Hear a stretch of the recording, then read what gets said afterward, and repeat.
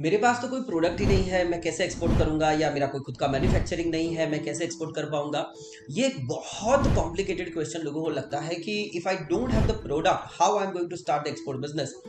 But जब export business के बारे में सोच रहे हो तो definitely it is a foundation of your business that what I am going to do the export. Definitely उसके बारे में रिसर्च करना पड़ेगा, उसके बारे में सोचना पड़ेगा, बट वो रिसर्च भी कैसे होता है वो भी अगर मुझे नहीं पता है, then how I am going to start the export business. तो ये क्वेश्चन ये नहीं है कि मेरे पास प्रोडक्ट नहीं है तो मेरा एक्सपोर्ट होगा कि नहीं होगा।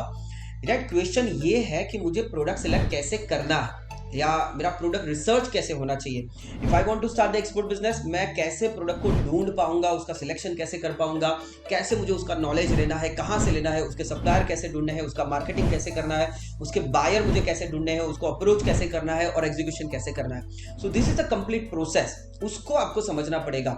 The question where you are stuck, that is a wrong question कि if I don't have the product, if I don't have the manufacturing, मैं एक्सपोर्ट कैसे कर पाऊंगा। डेफिनेटली आप अच्छी तरीके से एक्सपोर्ट कर पाओगे, बिकॉज ऑफ ये आपके लिए एक सबसे बड़ी अपॉर्चुनिटी है that you don't have the product, because of आपके पास 7,500 से ज्यादा प्रोडक्ट है जिसमें से आप कुछ भी पिकअप कर सकते हो, आप चूज कर सकते हो।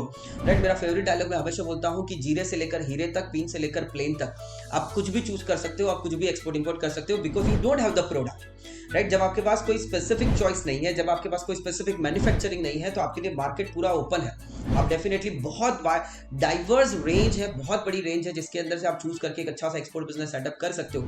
But you just need to get the thoroughly knowledge कि मुझे प्रोडक्ट सिलेक्शन कैसे करना है ना। उसके अंदर सबसे बड़े 2 क्राइटेरिया ये होते हैं, या उसको क्राइटेरिया को समझाने से पहले मैं ये बताना चाहूंगा कि जो पूरा एक्सपोर्ट इंपोर्ट बिजनेस है ना, अगर हम लोग देखें so it is based on 65% on the merchant export business.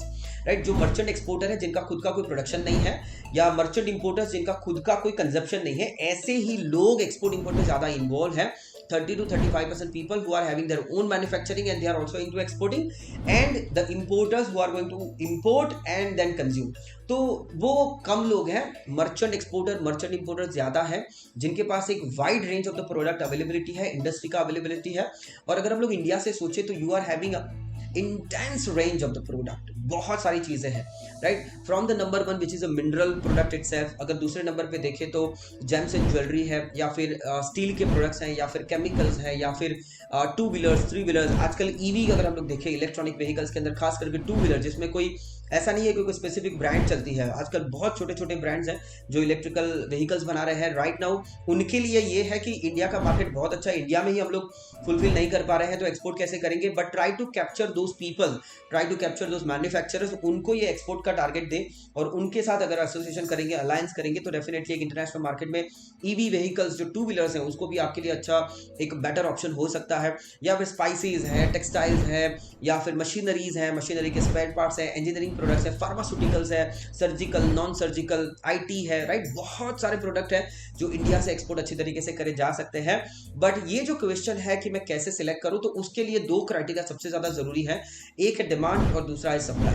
जब हम लोग प्रोडक्ट सिलेक्ट करते हैं, वैसे तो more than 25 criterias are there to get understand कि नहीं मुझे एग्जैक्टली प्रोडक्ट सिलेक्शन कैसे करना चाहिए, उसका रिसर्च कैसे करना चाहिए।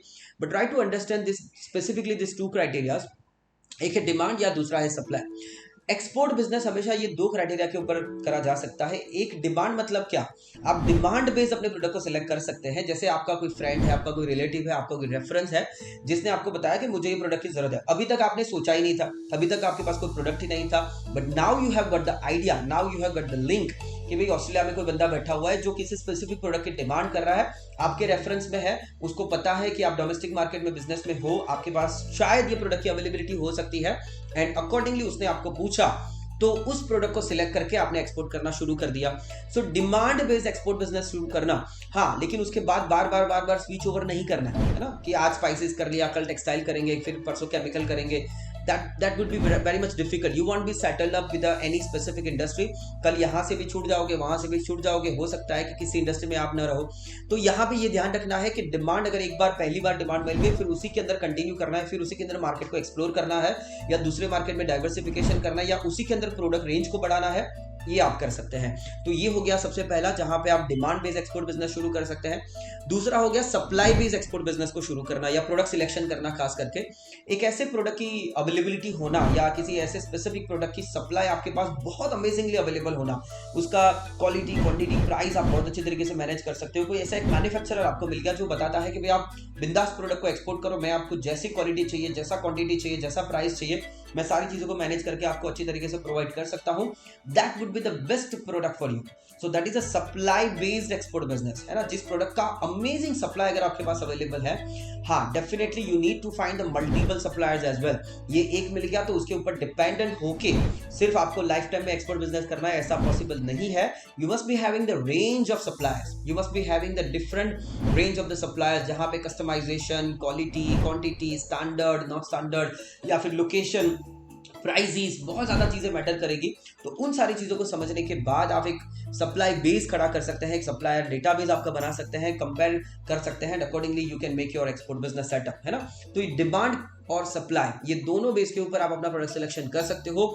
और इसको भी अगर स्टेटिस्टिकली समझना है तो that is a long subject, that is very in depth subject, जो हम लोग डेटा एनालिसिस करके समझते हैं कि पिछले 10 साल में मेरे प्रोडक्ट की डिमांड कितनी बढ़ी, कहाँ पे बढ़ी, किस तरीके से बढ़ी, वर्ल्ड वाइड मेरे प्रोडक्ट की कितनी डिमांड है in terms of value, in terms of volume, या सप्लाई मेरे पास कितना अवेलेबल है, या इंडिया का रैंक कौन सा है, इंडिया कितना सप्लाई करता है। इन सारी चीज़ों को स्टेटिस्टिकली समझने के बाद आप उस प्रोडक्ट के अंदर डेफिनेटली जा सकते हैं, है ना। तो इन सारी चीज़ों को अच्छी तरीके से समझे and then you can choose the product. But जो आपका क्वेश्चन था कि राइट, मेरे पास अगर प्रोडक्ट ही नहीं है, मैं किसी चीज़ का प्रोडक्शन नहीं करता हूँ, मैन्युफैक्चरिंग नहीं है मेरे पास, तो मैं एक्सपोर्ट कैसे करूँ।